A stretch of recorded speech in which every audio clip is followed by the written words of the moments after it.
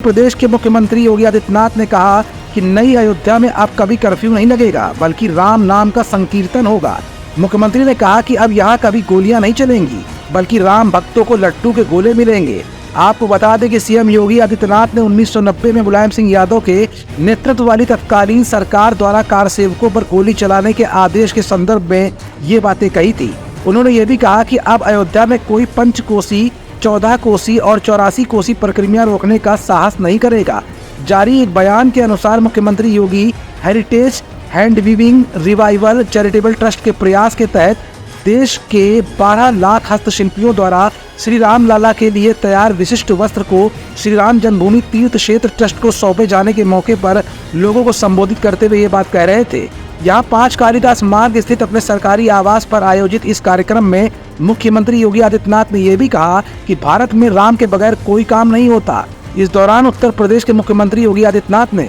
यह भी कहा कि प्रदेश में रोजगार बढ़ रहे हैं और युवाओं को रोजगार भी मिल रहा है, लेकिन ये बात विपक्ष के नेता और समाजवादी पार्टी के मुखिया अखिलेश यादव को गले नहीं उतरी और पलटवार करते हुए अखिलेश यादव ने बेरोजगारी का मुद्दा उठाते हुए एक बार फिर बीजेपी सरकार पर सीधे निशाना साधा है।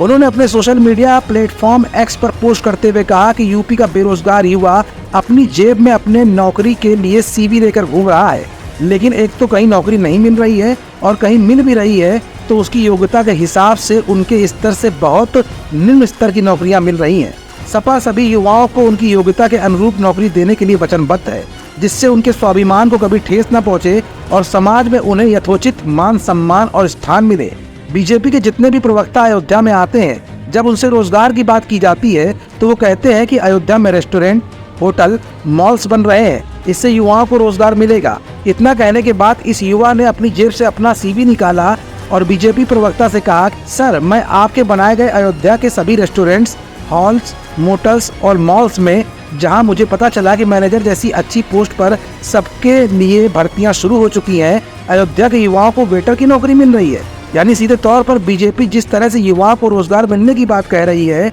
और अयोध्या जैसे भगवान राम के दरबार को लेकर प्राण प्रतिष्ठा की तैयारियां जोरों पर चल रही हैं, ऐसे में अखिलेश यादव ने प्राण प्रतिष्ठा कार्यक्रम में न जाने का फैसला लेकर और उसके बाद बेरोजगारी के मुद्दे को उठाकर अखिलेश यादव ने सीधे योगी आदित्यनाथ पर उंगलियां उठाई हैं। अब ऐसे में योगी आदित्यनाथ का पलटवार कब और कैसे होता है, ये भी अपने आप में एक बहुत बड़ा सवाल है। एसकेडी न्यूज के लिए शिखर गौतम के साथ तुषार शर्मा की रिपोर्ट।